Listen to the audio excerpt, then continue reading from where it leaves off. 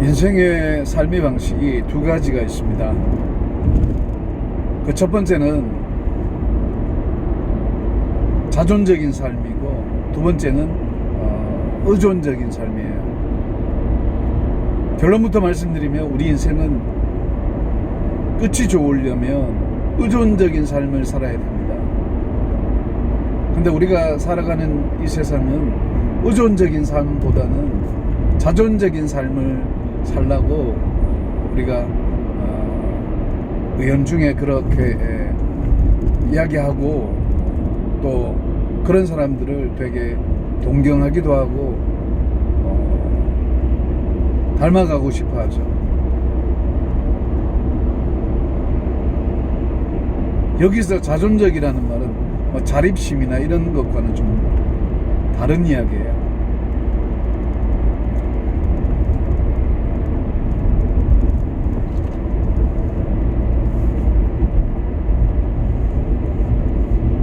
사람이란 존재는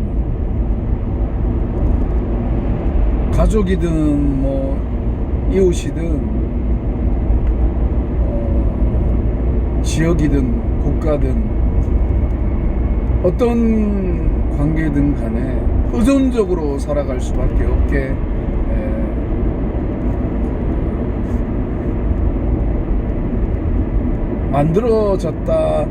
만들어졌다라고 생각할 수도 있고, 혹은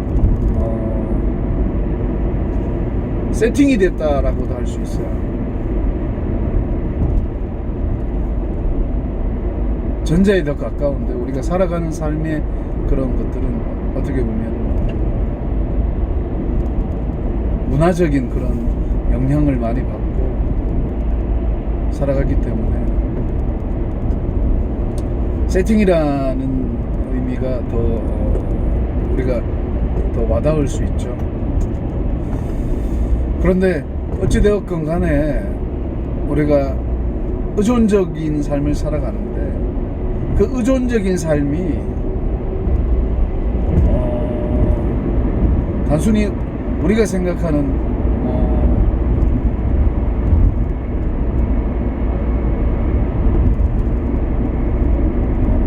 그러니까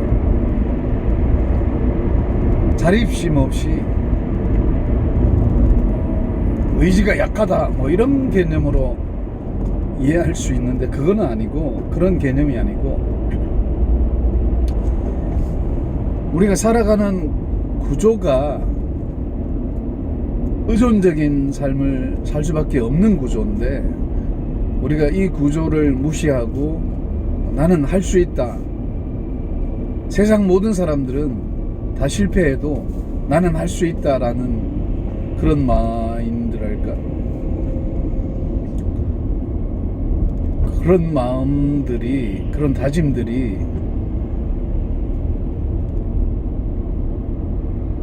여기서 말하는 건 어떤 것이 더 좋고 나쁘고 이런 게 아니라, 원래 틀이 있는데 그 틀대로 살아야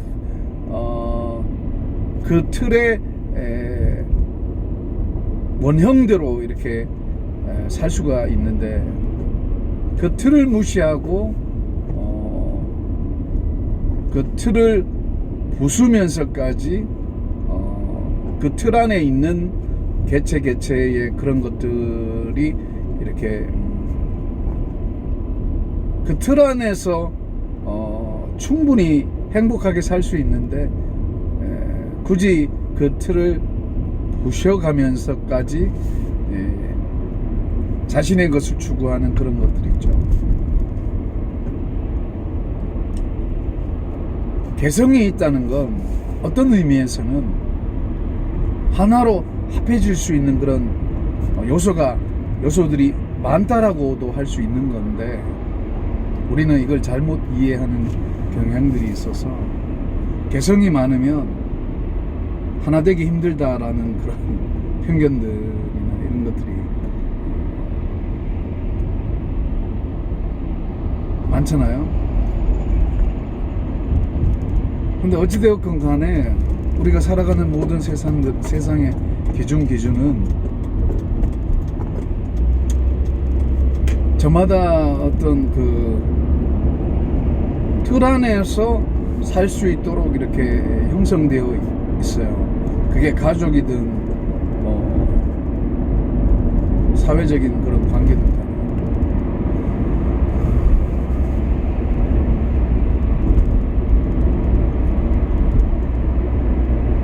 근데 우리는 그 틀을 무시하고 고의적으로 무시하진 않지만 틀보다는 개체인 나 자신을 위해서 살려고 하는 그런 것들이, 아니 그렇게 살면 살수록 내 자신을 더 행복하게 하는 것이라면 나쁠 게 없는데,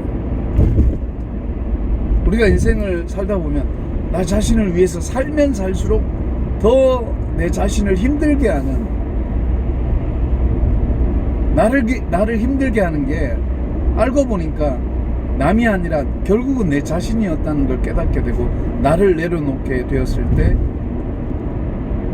진짜 자유를 느끼고,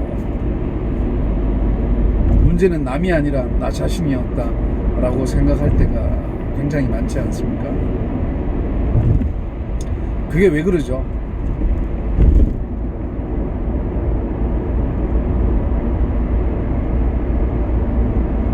관계 중심적인 삶, 그러니까 의존적인 삶이 결국은 나 자신을 위하는 삶이에요. 왜냐하면 그렇게 만들어졌고 그렇게 형성되었기 때문에, 그런 틀을 갖고 태어난 우리가 그 틀을 망가뜨리면서까지 저마다 자기 자신을 행복하게 살기 위해서 몸부림친다면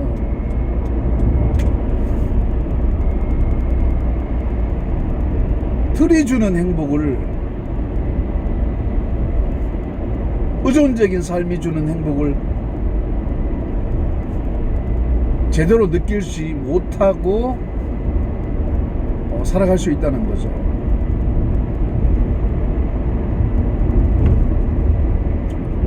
의존적인 삶을 산다는 건 내 자신을 포기하는 것도 아니고 남에게 민폐를 끼치는 것도 아니고, 이것이 누가 더 강하고 누가 더 약하고에 따라서 문제가 생기는 거지, 그 자체로는 굉장히 가치가 있고 귀한 거거든요. 나 이게 너무 안타까운 거야. 우리가 완전하다라고 할 때의 그 완전이란 것은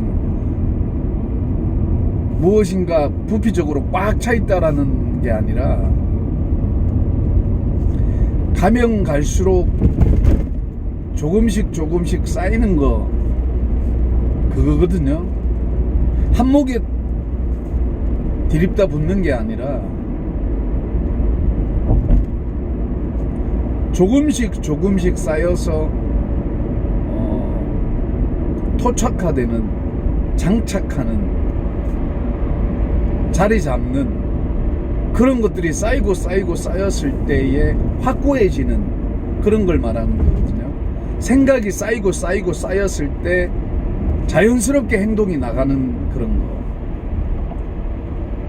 자연스럽게 행동이 나가서 어떤 열매를 맺는 거, 이게 굉장히 자연스러운 거예요.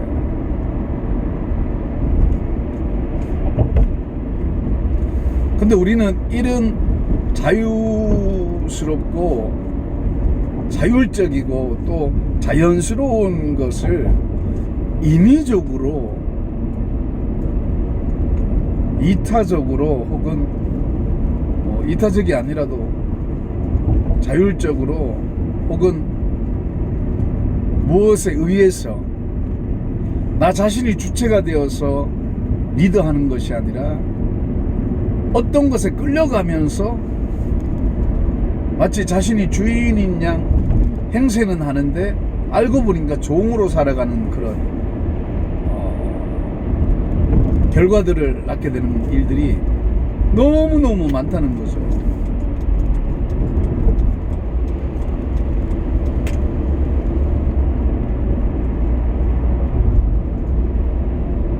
우리 인생의 최종 착역에 가면 두 가지 분류의 사람들밖에 없을 거예요. 첫 번째는 땅을 치고 후회하는 사람들, 그리고 두 번째는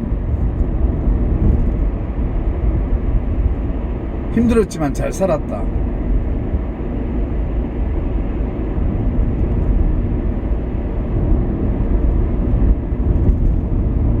행복했다라고까지는 못할지라도 내가 최선을 다했다라고 하는 최소한의 내 인생에 대한 책임 같은 거, 그리고 내 자신에게 조금 칭찬해 줄 수 있는 그런 삶을 산 사람들, 이 두 사람의 어떤 인생의 결과의 그런 것들이 딱 이 두 가지의, 물론 뭐 왔다 갔다 할 수도 있겠지만 굳이 구분하라면 이 두 가지의 삶이 있을 겁니다.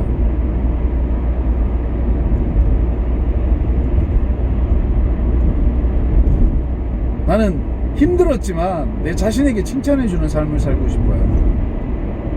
남들에게 보이는 삶이 아니라 내가 내 자신에게 당당할 수 있는 삶. 우리는 이런 삶을 행복이라고 해야 되는데 세상은 그렇게 부르지 않죠. 실패자의 삶이라고 그러죠. 단순히 부피적인 것만. 인생의 어떤 그 영원한 그런 행복을 보지 않고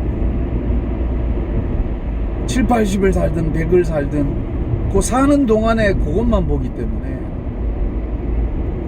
먼 미래에 누리게 될 행복은 전혀 생각을 하지 않는 거예요. 그러니 의존적인 게 안 보이죠. 지금 눈앞에 내가 살아야 되니까 천상천하 유아독존만 보이는 거예요. 근데 그게 행복할까요?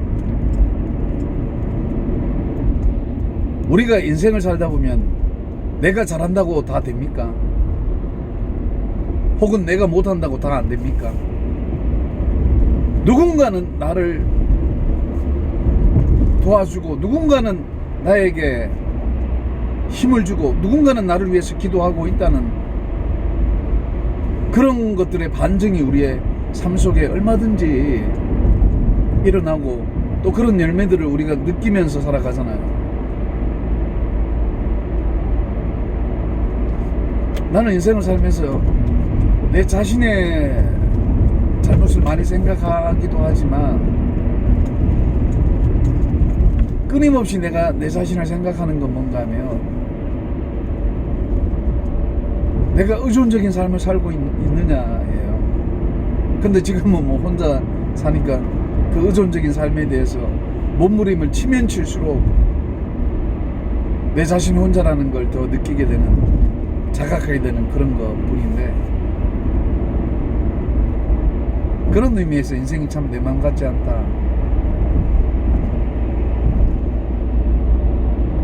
그런데 그렇다고 해서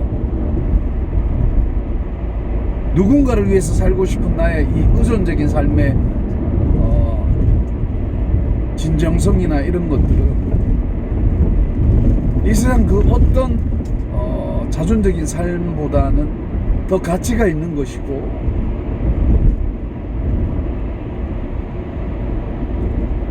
더 소중하다는 것이죠. 왜 그렇습니까?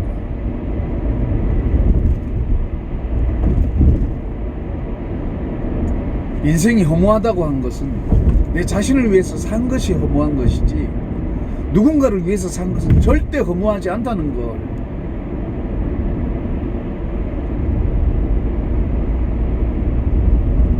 우리가 살아가는 세상 모든 것들이 그것을 이야기해 주고 있는데 우리는 그것을 한 귀로 듣고 한 귀로 흘리거나 소중하게 생각하지 않죠.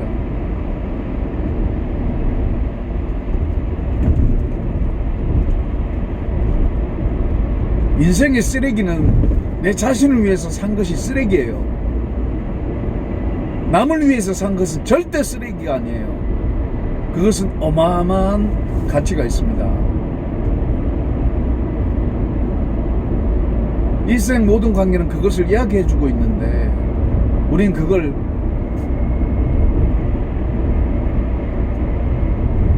무시하고 오히려 조롱하고 비웃고 있어요.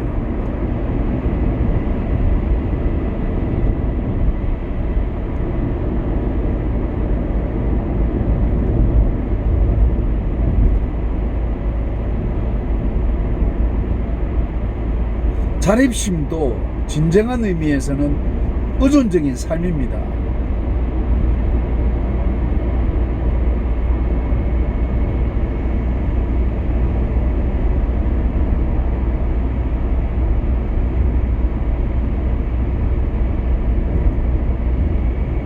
누군가를 위한 삶은 내 자신을 함부로 살게 하지 않습니다. 혼자 살아가기 때문에 혼자 생각하고 혼자 말하고 혼자 움직이기 때문에 그 결과가 그 순간순간은 어떤 열매를 맺을지 몰라도 그것이 영원한 열매로 우리에게 행복과 기쁨을 주는 그런 것들은 될 수 없다는, 아니 너무 잘 알고 있잖아요. 근데 왜 우리는 그것을 잘 알고 있는 것을 삶으로 살아내지는 못할까? 나 이게 참 아이러니하고 안타까운 일이에요. 하여튼 의존적인 삶이란 것은 지극히 자연스러운 겁니다. 이 의존적인 삶을 어떻게 하면 좀 지혜롭게 부정적인 파장들을 좀 긍정적인 그런 것으로 바꾸어 가면서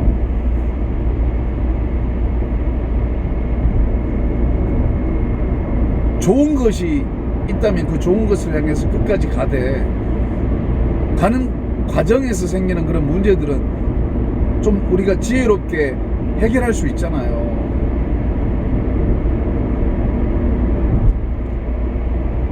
한 사람의 탁월한 생각보다 10사람의 부족한 생각이 더 막강한 힘을 낼 수 있고 또 그래야만이 10사람이 행복할 수 있는 거예요.